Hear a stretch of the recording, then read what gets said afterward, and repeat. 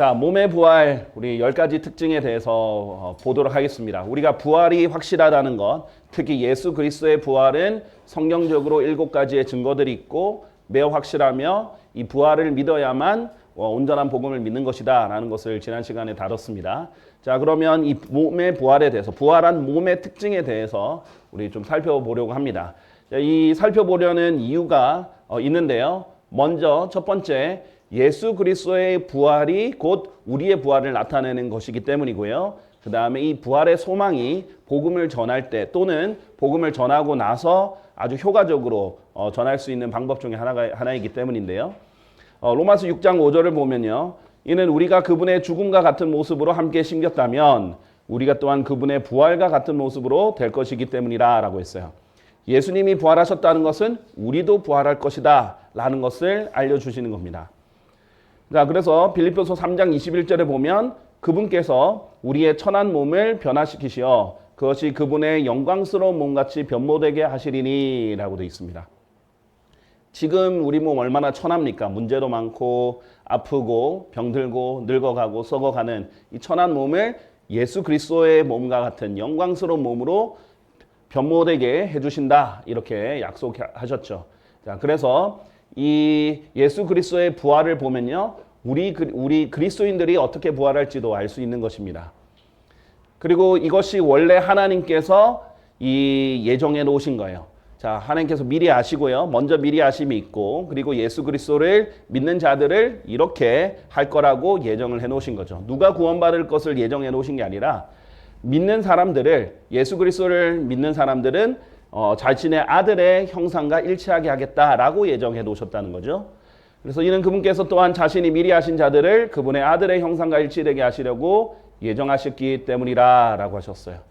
하나님, 예수 그리스도가 하나님의 형상이다 그랬는데 이제 이 아들의 형상과 일치되게 하는 것이 하나님의 뜻이다 라고 했어요. 사실 예수님은 우리 아담은 하나님의 형상대로 창조를 해서 하나님의 형상을 반영을 했다면요. 예수님은 하나님의 형상 그 자체였어요. 그리고 우리는 그 하나님의 형상이신 예수 그리스도와 일치되게 conform, 일치되게 하시려고 하나님께서 미리 예정하셨다라는 겁니다. 아담보다 훨씬 더 완벽해지는 거죠.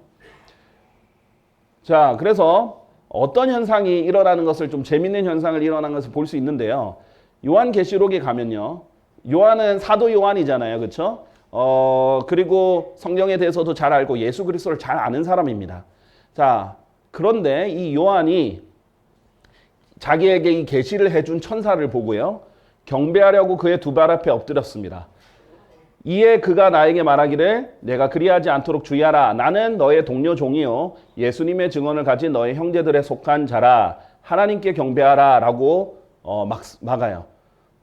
당연한 반응이에요. 천사 입장에서는 자기는 동료 종일 뿐이고 나에게 경배하지 말고 하나님께 경배하라 이렇게 얘기를 했어요. 그런데 사도 요한이 당연히 천사를 경배하면 안 되고 하나님을 경배해야 된다는 걸 알 텐데요. 그렇죠? 베드로도 충분히 알았었고요. 그런데도 그렇게 하죠. 그래서 일단은 막았습니다. 근데 22장에 가면 또 이런 일이 한 번 더 일어나요. 그리고 나 요한은 이런 것들을 보았고 그것들을 들었도다. 그런즉 내가 듣고 본 후에 나는 나에게 이런 것들을 보여준 천사의 두 발 앞에 경배하기 위하여 엎드렸더라. 그랬더니 그때 그가 나에게 말하기를 너는 그리하지 않도록 주의하라. 이는 내가 너의 동료 종이요 예언자들이 너의 형제들에게 속하며 이 책이 말씀하시는 것들을 지키는 자들에게 속하기 때문이니 하나님께 경배하라. 일어나요. 두 번이나 이렇게 했다라는 것. 보통 이제 일반적인 상식으로는 좀 이해가 안 되죠. 한 번은 뭐 그렇다 치더라도 너무 놀라서 그렇다 치더라도 베드로는 오히려 자기에게 경배했던 자를 이렇게 세우면서 나도 사람인데 경배하지 마라 하면서 하나님께 경배하라고 이렇게 세우죠. 경배를 안 받아요. 당연히 요한도 그런 지식이 있었겠죠. 그리고 사도 요한은 이렇게 표현합니다. 요한일서 1장 1절 시작부터 계셨던 그것 곧 우리가 들었고 우리가 우리의 눈으로 목격하였으며 우리가 눈여겨보았고 우리의 손이 만져보았던 생명의 말씀에 관해서라 하면서 예수님에 대해서 설명하거든요. 그러니까 사도 요한이 뭐라고 하냐면 우리가 직접 들었다. 직접 그 음성을 들었고 직접 보았고 직접 만져봤던 그 생명의 말씀에 대해서 내가 전한다 라고 하면서 사도 요한은 증인 중에 증인이죠. 심지어 예수님의 그 품에 기대었던 자이기도 한단 말이죠. 그런데 그 사도 요한이 헷갈렸다는 거예요. 부활 후에 40일 동안 예수님과 직접 교제도 했던 사람이잖아요. 그런 사람이 헷갈릴 만큼 매우 비슷한 모습일 것이다 라고 우리가 이제 볼 수 있겠습니다. 요한일서 3장 2절에 이 사도 요한이 이렇게 말합니다. 사랑받는 자들아, 이제 우리는 하나님의 아들들이라. 그리고 우리가 어떻게 될 것인지 아직 나타나지 아니하나 그분께서 나타나실 때, 예수님이 다시 나타나시면 우리가 그분과 같이 되리라는 것을 우리는 아느니라. 이는 우리가 그분 그대로 볼 것이기 때문이라. 여기서는 이제 우리가 그분과 같이 될 것이라는 것이고요. 우리가 변모되면 예수님을 예수님 그대로 보게 될 것이다. 온전한 예수님의 모습을 보게 될 것이다라는 거죠. 자, 그래서 우리의 몸은요, 지금은 지상에 속한 흙에 속한 이제 진토로 만들어진 그냥 일반 굵은 흙으로 만들어진 게 아니고요. 토기장이가 그릇 만들 때 선별하는 아주 곱고 고운 가루로 된 흙인 진토로 만들어졌기 때문에 우리는 이제 땅에 속한 몸이에요. 그러나 부활을 하면요, 이 지상의 몸들이 아니라 천상의 몸들에 속하게 됩니다. 그래서 하늘에 속한 둘째 사람 같이 예수님을 말하죠. 하늘에 속한 자들도 그러하니라. 우리가 이제 하늘에 속한 자들이 되는 거죠. 우리가 천상의 몸을 입게 될 것이다. 그리고 그런즉 우리가 땅에 속한 첫사람의 형상을 지닌 것 같이 우리가 이제 아담의 형상에 따라 그 다음에 태어나게 되었잖아요. 창세기 5장에 보면 원래 아담은 하나님의 형상대로 창조가 되었는데 이 죄를 지으면서 형상이 망가지게 되었죠. 창세기 5장에 보면은 그 이후에는 아담의 형상에 따라 우리가 태어나게 되었습니다. 그런데 그런 것처럼 우리가 하늘에 속한 둘째 사람의 형상 또한 지니게 되리라 라는 거예요. 우리가 예수님처럼 변모될 것이라는 것을 성경은 아주 여러 군데에서 얘기를 하고 있습니다.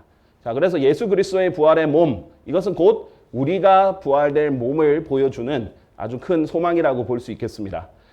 자, 그래서 부활의 자식들이다 이렇게 표현을 하는데요. 그들이 천사들과 동등하며 부활의 자식들이자 하나님의 자식들이기 때문이라 라고 돼 있어요. 부활하면 여러분이 어떻게 되냐면 천사들처럼 된다라는 거예요.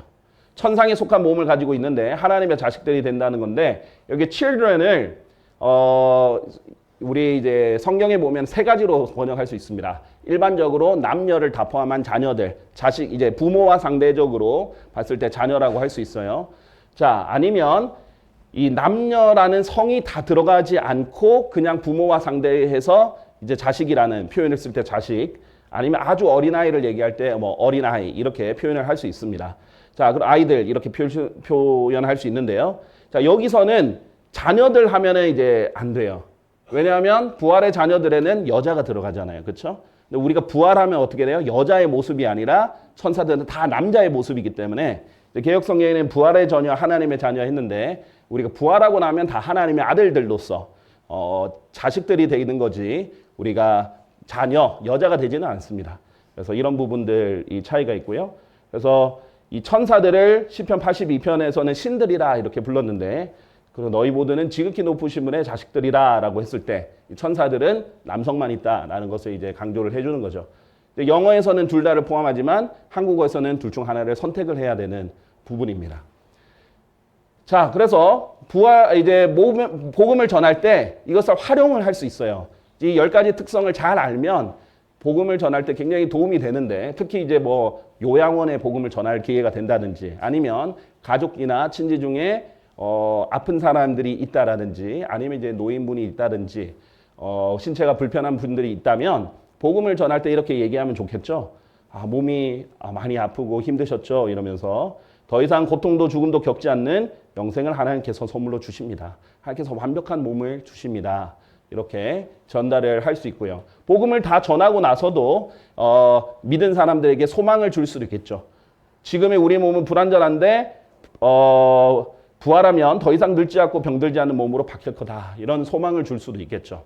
또 어린아이들한테 종종 써먹을 수 있는 방법이 있습니다. 관점을 조금 더 바꿔버리면 아이들은 흥미있는 걸 좋아하잖아요. 성경이 지루하다 생각하는 어린이들이나 청소년들한테 뭐 어벤져스 좋아하냐, 뭐 아이언맨, 뭐 토르 이런 거 좋아하냐 이렇게 얘기하면서 성경에서는 하늘을 날 수 있는 초능력자가 되는 방법이 적혀 있다. 한번 들어볼래? 그래서 예를 들면 놀이터에 가가지고 이렇게 얘기를 하면 아이들이 네, 들어볼래요. 이렇게 하는 경우가 있습니다. 들어볼래? 했는데 들어보겠다라고 하면 전하면 우리가 어차피 우리 아이들한테 전할 때 크게 도움이 돼요. 그렇게 하지 않고 아이들한테 이리 와 해가지고 들어 이렇게 하면 나중에 주변에 어른들이 딴지를 걸거든요. 아이들이 흥미있게 듣고 싶다 이렇게 하면 전하기가 좋습니다. 뭐 이런 것들 있잖아요. 사실 이런 초능력자들이나 이런 부분에 있어서는 사실 성경이 오리지널이다. 그래서 저는 이제 자녀한테도 이렇게 얘기하지만 성경이 가장 재밌는 책이다. 성경을 제대로 알기만 하면 가장 재밌는 책이다. 이렇게 표현을 하기도 합니다. 저는 이제 주일학교 교사들에게도 늘 부탁하지만 일단 재밌어야 됩니다. 성경을 제일 재밌게 일단 해주십시오. 이렇게 말하기도 합니다. 자, 어쨌든 첫 번째 특징을 보면 순식간에 이동하는 능력. 네, 이렇게 순간이동 능력을 가질 수 있겠죠. 자, 요한복음 20장 17절에 보면 부활하셨을 때 각 복음서마다 디테일을 설명하는데 여기에서는 예수님께서 막달라 마리아가 그때 있거든요. 그녀에게 말씀하시기를 나를 만지지 말라. 막달라 마리아가 이제 예수님께 경배드리려고 하니까 만지지 말라. 이는 내가 아직 나의 아버지께 올라가지 아니하였기 때문이라. 그러나 나의 형제들에게 가서 그들에게 내가 나의 아버지이신 너희 아버지께로 또 나의 하나님이신 너희 하나님께로 올라가노라 하고 말하라. 이렇게 해서 하셨거든요. 자, 그런데 분명히 이때는 경배를 받지 않으시고 내가 아직 아버지께로 올라가지 않았으니까 만지지 말라 하셨는데 마태복음 28장에 보면 시간 순서로 보면 그 뒤에 보면 그런데 그들이 그분의 제자들에게 말하러 간 동안 보라 예수님께서 그들을 만나셔서 말씀하시기를 모두 안녕하라 하셨느니라. 그러자 그들이 와서 그분의 두 발을 붙잡고 그분께 경배하였더라. 제자들이 와서 예수님께 경배할 때는 안 말리셨어요. 만지지 말라 안 하셨어요. 무슨 말이냐? 예수님의 말이 모순이 되지 않으려면 둘 다 진리가 되려면 하나의 결과밖에 안 나오죠. 그때는 그때는 하나님께 아버지께로 가지 않으셨고 이때는 갔다 오신 거죠. 아주 순식간에 셋째 하늘에 다녀오신 그런 상황입니다. 자, 그 다음에 창세기 19장 15절에서 16절 보면 천사들 우리 좀 더 쉽게 보면 이제 룻이 있었던 롯인가요? 롯이죠. 롯이 있었던 소돔 때 어떤 일이 있었죠? 그리고 아침이 밝자 그때 천사들이 롯을 제총하며 말하기를 롯이 나가야 되는데 이제 하나님 심판이 임하는데 안 나가는 거죠. 주저하고 있으니까 일어나 내가 이 도시의 죄악 속에서 소멸되지 않도록 너의 아내와 여기 있는 너의 두 딸을 데려가라. 이렇게 했는데 그러다가 그가 망설이는 사이에 그 남자들이 이 천사들 남자들이라고 부르죠. 그 남자들이 그의 손과 그의 아내의 손과 그의 두 딸의 손을 잡았더라. 주께서 그에게 자비로우셨더라. 그리하여 그들이 그를 데리고 나가서 도시 바깥에 그를 두었더라. 자, 심판이 임하는 상황에서 빨리 손을 잡고 바깥에 두는 장면이에요. 그래서 이런 장면들을 통해서 봤을 때 이동하는 거리, 이런 물리적 능력에 제한받지 않는 천상의 몸이다. 우리 지상의 몸은 이 지상의 물리 법칙에 제한을 받잖아요. 그렇지 않은 몸일 것이다 라고 볼 수 있죠. 두 번째는 이제 물질을 통과하는 능력, 물리적인 능력에 이제 법칙에 제한을 받지 않으니까요. 요한복음 20장 19절 보면요. 같은 날 저녁 그 주의 첫날인 그때 곧 유대인들에 대한 두려움으로 인하여 제자들이 결집한 곳에 자, 두려워해서 다들 모여 있었어요. 그런데 문들이 닫혀 있었을 때 그래서 문을 다 닫아놨어요. 그런데 예수님께서 오셔서 한가운데 서셨으며 그들에게 말씀하시기를 평안이 너희에게 있기를 기원하노라 하는 거예요. 갑자기 나타나셨어요. 그래서 제자들이 무슨 유령을 보듯이 깜짝 놀랐단 말이죠. 다 닫아놓고 두려워 떨고 있는데 똑똑똑 놓고 하고 오신 게 아니라 그냥 쑥 들어오셨다는 거죠. 그렇게 통과하는 능력, 이런 물리적 법칙에 제한받지 않는 것을 볼 수 있습니다. 자, 세 번째는 비행하는 능력이죠. 자, 보세요. 여러분이 잘 아시는 구절인데 예수님이 부활한 다음에 뭘 하셨죠? 승천을 하셨죠. 예수님이 승천을 하셨어요. 자, 우리 같은 경우에는 나중에 휴거가 되면 끌려 올라갑니다. 그런데 붙들려 올라가요. 그런데 예수님은 그냥 혼자 올라가세요. 자, 그리고 그분께서 이런 것들을 말씀하신 후에 그들이 보는 동안 그분께서 들려 올라가셨더라. 자, 들려 올라가셨다라는 표현도 하는데 다른 표현을 보면 또 혼자 올라가시기도 해요. 자, 그러고 나서 구름이 그분을 영접하였으니 그들의 시야에서 그분이 사라지셨더라. 자, 하늘로 올라갈 수 있는 그런 능력도 생기는 거죠. 비행하는 능력. 가장 가지고 싶은 능력 중에 하나입니다. 자, 네 번째 보면 자신을 나타내는 것을 조절하는 능력. 자, 이게 이 무슨 말일까 의아해하는 분을 위해서 조금 더 자세히 한번 설명을 드려보겠습니다. 누가복음 24장 15절에서 16절을 보면요. 제자들이랑 논의를 하고 있는 동안 이런 일이 있었어요. 예수님께서 친히 가까이 다가가시어 그들과 함께 가셨더라. 그러나 그들의 눈이 가려져 있어 그들은 그분을 몰랐더라. 엠마우스로 가는 두 제자들이 예수님 가까이 있는데도 몰라요.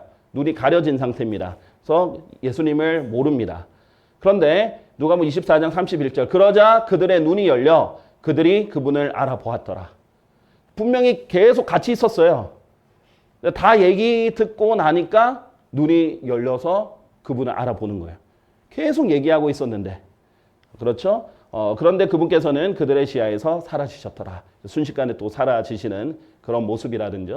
자, 이런 것들을 조절하실 수 있는 거예요. 조금 더 구체적으로 보면요. 창세기 19장 11절에 보면 이 천사들이 그 아까 롯때 있잖아요. 소돔 때. 그들이 작은 자, 큰 자 할 것 없이 집 문 앞에 있던 남자들 쳐서 눈을 멀게 하는 능력을 가지고 있었죠. 반대로 눈을 뜨게 하는 능력도 당연히 있겠죠. 이런 여러 능력이 있습니다. 이거는 이제 물리적인 시야를 멀게 하거나 뜨게 할 수도 있고요. 영적으로도 알아보게 하거나 못 알아보게 하는 그런 능력이 있는 것을 우리가 알 수 있습니다. 자, 다섯 번째 보면은 빛이 나죠. 빛이 납니다. 자, 요한계시록 1장 16절에 보면 또한 그분은 자신의 오른손 안에 7 별들을 가셨더라. 그리고 그분의 입에서 날카로운 양날검이 나갔더라. 지금 예수님에 대한 묘사가 요한계시록 1장에 있어요. 그리고 그분의 용모는 태양이 그의 기세로 빛나는 것 같았더라. 예수님의 용모가 그렇게 빛이 났다. 정말 태양이 그냥 비치는 게 아니라 아주 기세 있게 비치는 그런 용모를 가지셨다라는 거죠. 그래서 이제 고넬료 자, 지금 이 고넬료에게 말한 천사가 어떤 모습이었냐면 보소서 한 남자가 지금 고넬료가 자기에게 나타난 천사를 묘사하고 있습니다. 한 남자가 여자가 아니죠. 성경에 나올 때 항상 여자가 아닌 남자로 나옵니다. 천사는.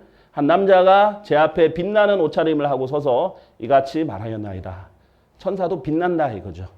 자, 그리고 예수님은 그 자체로도 빛나고 옷도 빛나고 우리도 빛나요. 그래서 우리를 빛들이라고 부르세요. 예수님은 태양과 같은 세상의 빛 이렇게 표현되시고요. 우리는 별들에 비유해서 빛들로 우리 개개인은 묘사가 됩니다. 우리 자체도 빛나고 옷도 빛나겠죠. 그래서 다니엘서 12장 3절에 보면 그리하여 지혜로운 자들은 궁창의 광명같이 빛나리라. 그리고 많은 이들을 의로 돌이키는 자들은 별들같이 영원 무궁토록 빛나리라. 그래서 그 밝기가 더 강렬한 별이 있고요. 또 거의 희미하게 빛나지 않는 별이 있을 수 있죠. 자, 여러분 그런 거 한번 생각해 보셨어요? 왜 아담과 이브가 선악과를 먹기 전에는 벌거벗은 것을 창피해야 하지 않다가 선악과를 먹고 나서 벌거벗은 것을 알고 창피했는지. 자, 죄가 없고 하나님 형상대로 지어진 몸은 빛이 났겠죠. 자, 그런데 죄를 짓고 나서는 어떻게 돼요? 죄를 지으면 빛이 없어집니다. 자, 그래서 그 빛이 없어지니까 이 수치스러운 벌거벗은 모습이 다 드러났죠. 자, 마찬가지입니다. 구원받는 사람도 하나님께서 경고하시기를 벌거벗어서 수치가 드러나지 않게 해라. 그랬단 말이죠. 그럼 영원시대 가면 여러분도 옷이 있어야 되는데 성도들의 의와 관련이 있거든요. 여러분의 의복은. 그런데 여러분이 구원받고 나서 하나님을 잘 섬기지 않았거나 의롭게 생활하지 않았다면 그 옷이 없는 거예요. 벌거벗은데 빛도 약해요. 그러면 얼마나 수치스럽겠습니까? 그렇죠? 그래서 예수님에 비할 수는 없겠지만 우리도 찬란하게 빛나는 빛이 되고 싶다. 그러면 많은 이들을 의로 돌이켜야 된다. 자, 지혜로운 자들이 되어야 된다. 이런 것들을 알려주시죠. 자, 하나의 별이 다른 하나의 별과 영광에 있어서 다르다라고 고린도전서 15장은 부활의 장인데요. 부활의 몸에 대해서 설명하면서 달을 설명하고 그 다음에 별들을 얘기하는데 이 별들이 원래 서로 영광이 다르고 빛이 다르듯이 부활했을 때 영광도 다르다라는 것을 알려줍니다. 자, 죽지 않는 몸 아주 중요하죠. 부활했는데 또 죽으면 무슨 소용입니까? 아무리 좋은 게 많아도 죽으면 소용이 없겠죠.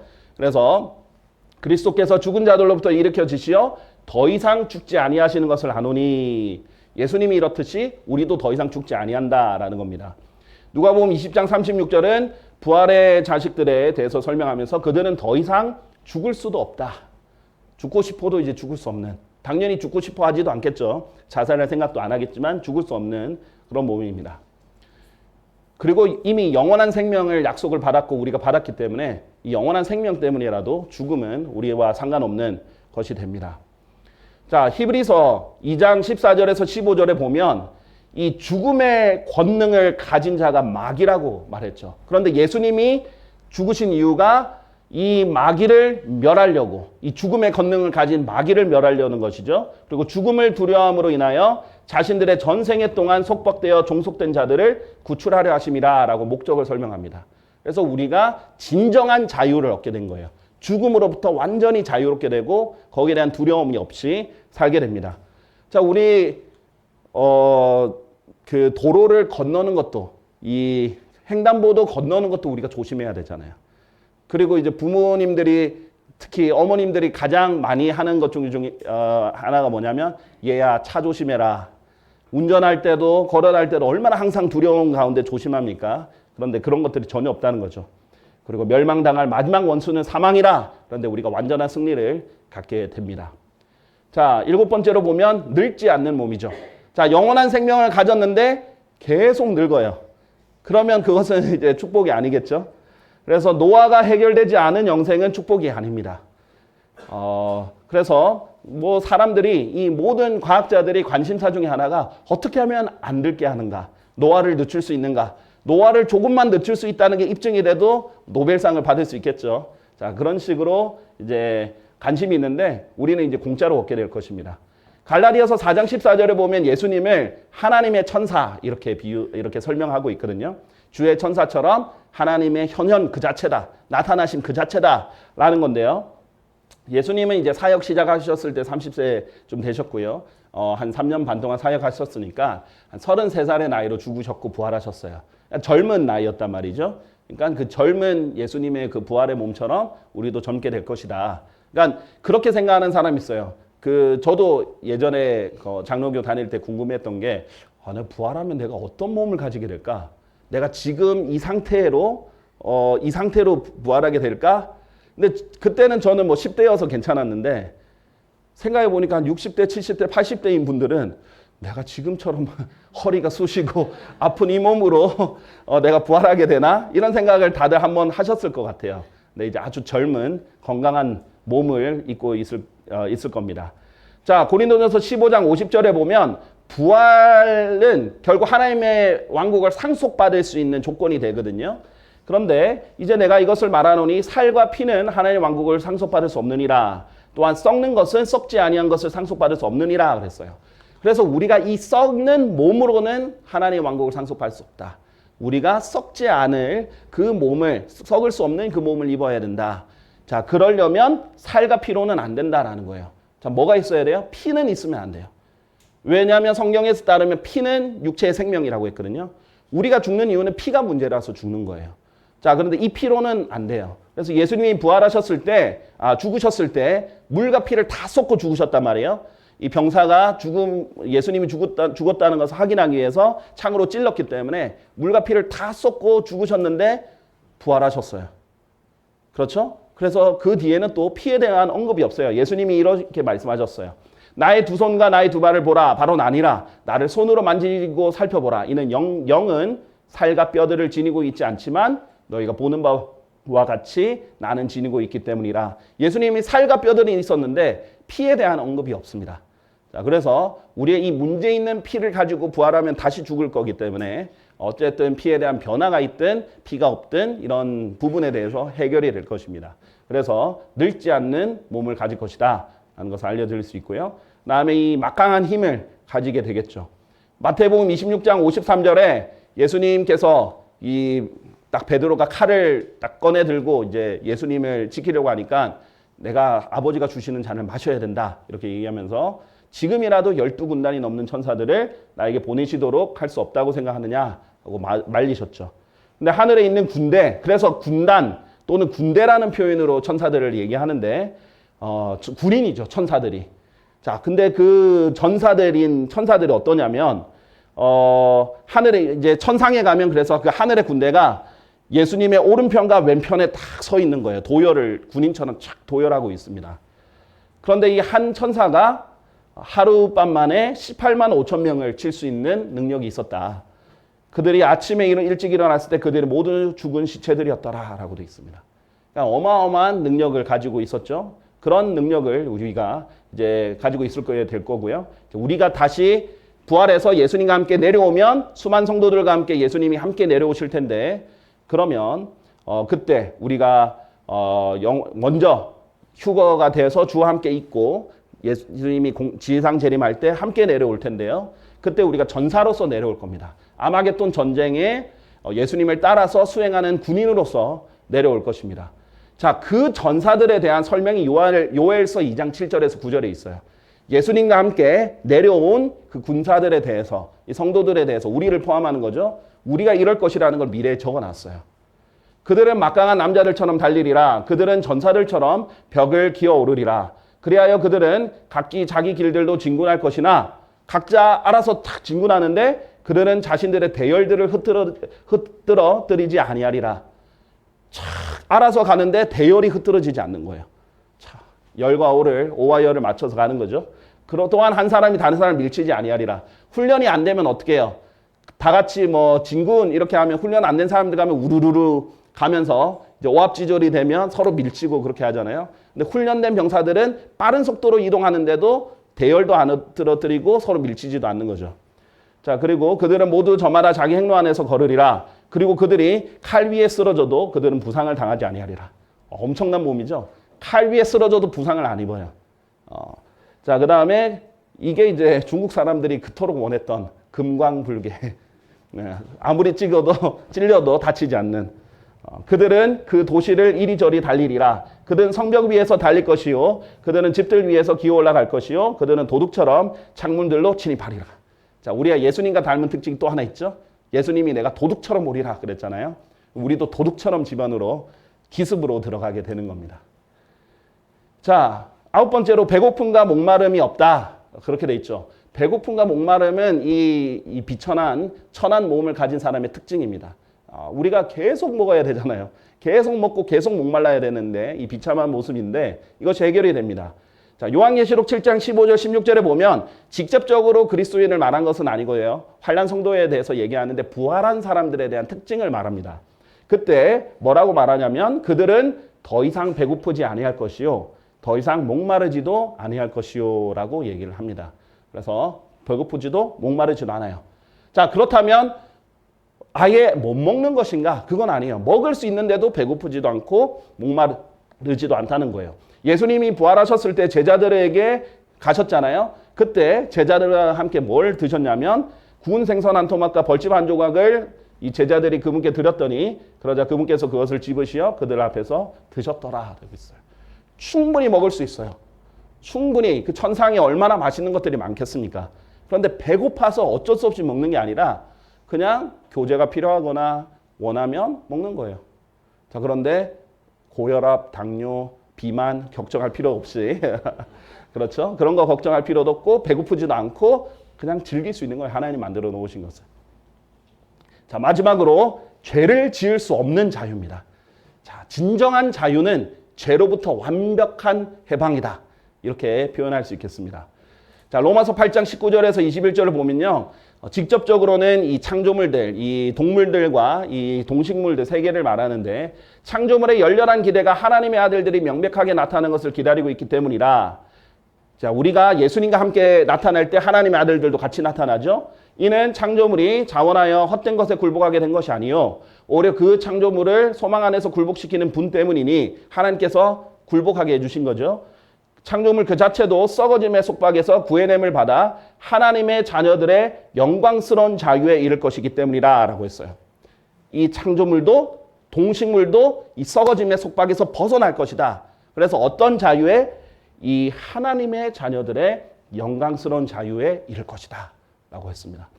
자, 썩지도 않는 자유일 뿐만 아니라 이 영광스러운 자유는 죄를 짓지 않을 수 있는 자유다라는 것을 설명을 드리고 싶은데요.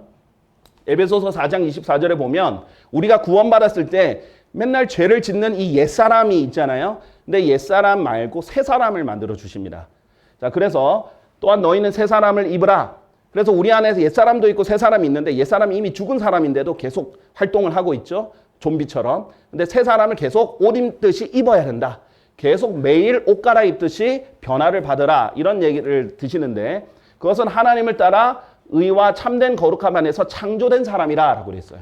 이미 우리에게 새 사람을 창조해 주셨어요. 그래서 이 새 사람은 죄를 지지 않습니다. 이 새 사람은 하나님을 늘 사랑합니다. 그 열망이 있어요. 근데 옛 사람은 자꾸 죄와 세상을 사랑하는 거죠. 요한일서 3장 9절에 보면 그래서 누구든지 하나님께로부터 태어난 자는 죄를 짓지 아니하느니라 라고 했어요. 옛 사람은 아담의 형상의 그 아담의 죄성을 가지고 태어났어요. 그러나 새 사람은 하나님께로부터 직접 태어났습니다. 창조된 사람입니다. 거듭난 사람이에요. 이 사람은 죄를 짓지 않아요.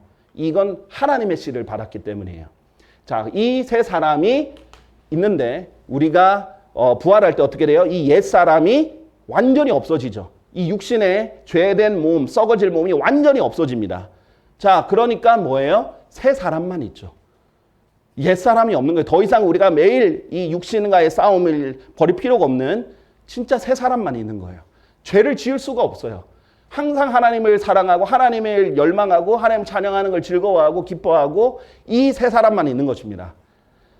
자, 그래서 죄를 지을 수도 없어요. 죄를 짓고 싶지도 않아요. 어떤 사람은 이제 복음 전할 때 이런 말 하는 사람 꼭 한두 명씩 있어요. 천국에는 술도 없고 여자도 없고 재미도 없어서 안 가고 싶다. 아, 술이 없어서 안 가. 뭐 이런 사람들 꼭 있어요. 그러면은 이제 제가 이제 이렇게 얘기합니다.